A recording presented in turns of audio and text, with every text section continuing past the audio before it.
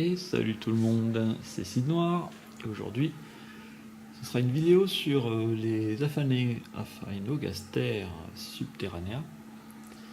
Donc il fallait que je fasse un suivi de cette colonie puisque si vous suivez ma chaîne vous savez que voilà, elles ont déménagé dans un nid plexi chinois. Et puis voilà, on va voir ce que ça donne quelques mois après. Donc voilà, alors, déjà ce que je peux dire c'est que je n'ai eu aucune mortalité, tout s'est bien passé. Et on peut remarquer que si la mise au point se fait, que niveau nymphes, voilà, elles sont au maximum, hein, puisque là elles ont une petite montagne. Alors je voulais faire la vidéo avant les naissances, parce que là on voit qu'il y a pas mal de nymphes colorées. Il y a même eu sûrement quelques naissances déjà. Donc voilà, je voulais profiter pour faire la vidéo tant qu'il y avait encore cette petite montagne de nymphes. Et donc voilà, ça annonce une belle perspective pour cette année. Ensuite à côté on peut voir une grappe d'œufs et la reine. J'expérimente cet éclairage là, j'ai mis le téléphone derrière pour envoyer la lumière derrière pour avoir un éclairage plutôt sympa. Et puis ensuite quelques larves, donc voilà, je me demandais si le nid était trop sec, en général ce sont les larves qui prennent cher puisque voilà, elles ont besoin d'humidité.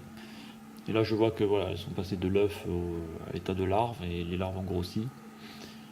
Et il n'y a pas de souci de développement, donc a priori vraiment ce nid, il n'y a pas de problème.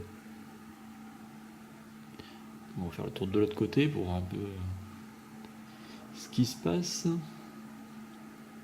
Bon, évidemment, c'est la même chose.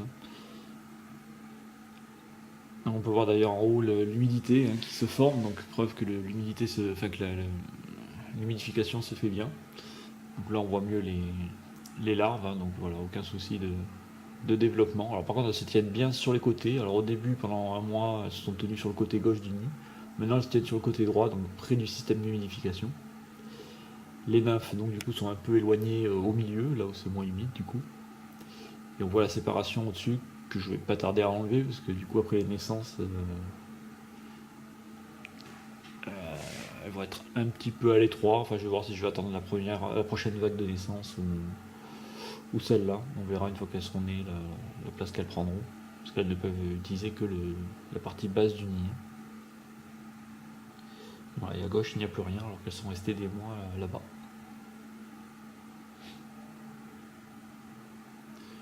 Donc voilà pour ce petit bilan, donc qui est plutôt positif, puisque ce nid marche pour cette espèce-là, je le précise. Pour les Lasius, on verra plus tard.